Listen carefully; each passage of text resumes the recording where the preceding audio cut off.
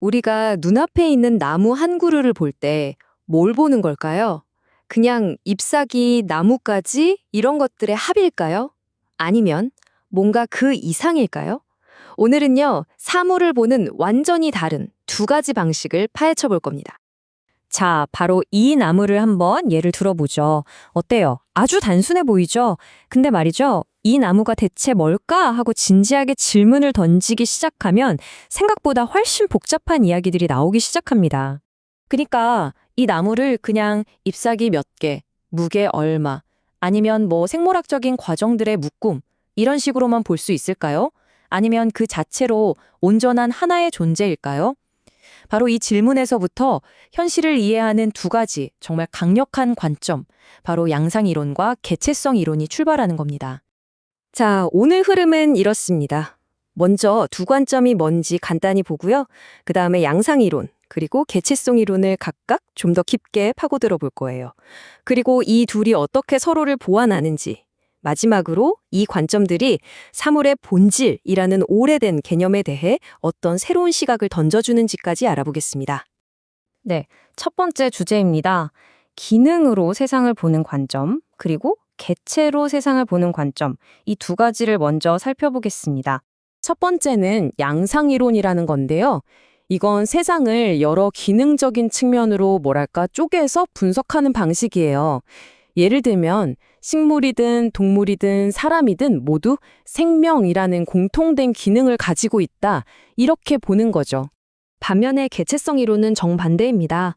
공통된 기능이 아니라 각각의 사물이 가진 고유함에 집중하는 거죠. 여러 나무들이 공유하는 그 생명이라는 기능 말고 바로 지금 내 눈앞에 있는 이 특정한 나무가 가진 그 온전한 구조, 그걸 보는 겁니다. 좋습니다. 그럼 양상이론부터 한번 제대로 파고들어 보죠.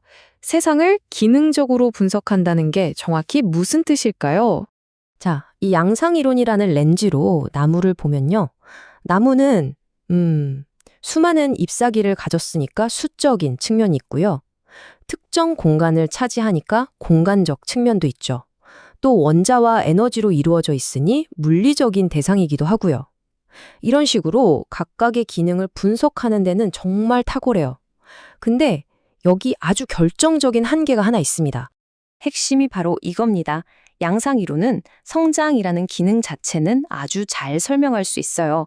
하지만 왜 이 모든 기능들이 모여서 다른 게 아니라 딱 나무라는 하나의 통일된 개체를 이루는가? 이건 설명해주지 못한다는 거죠.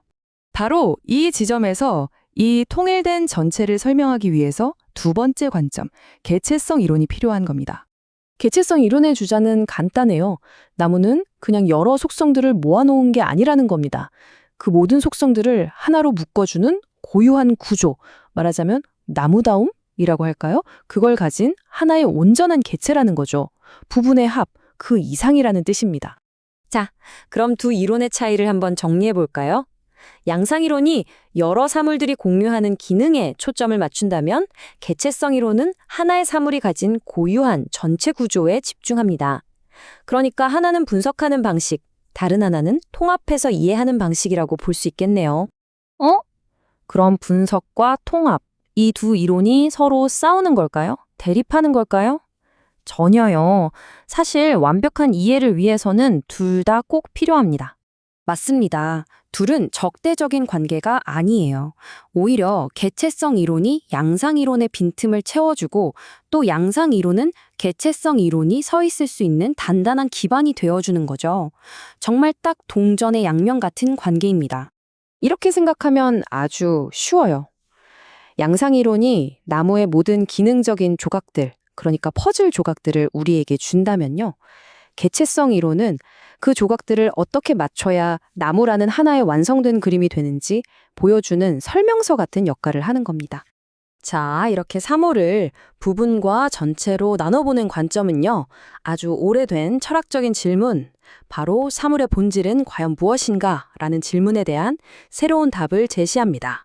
생각해보면 플라톤부터 아리스토텔레스 그리고 칸트에 이르기까지 수많은 철학자들이 변하지 않는 궁극적인 토대, 바로 그 본질이라는 걸 찾으려고 애썼잖아요.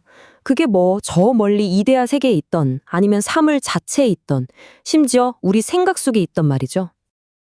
근데 이 본질이라는 개념에는 좀 문제가 있다는 거예요. 왜냐하면 세상의 어떤 특정 기능이나 부분을 떼어내서 마치 그것만으로도 완전하고 독립적으로 존재할 수 있는 것처럼 생각하게 만드는 오류를 낳기 쉽다는 거죠. 자, 그래서 이 관점의 핵심은 이겁니다. 세상 그 어떤 것도 스스로 그 자체만으로 존재할 수는 없다는 걸 인정하는 데서 시작하자는 거예요.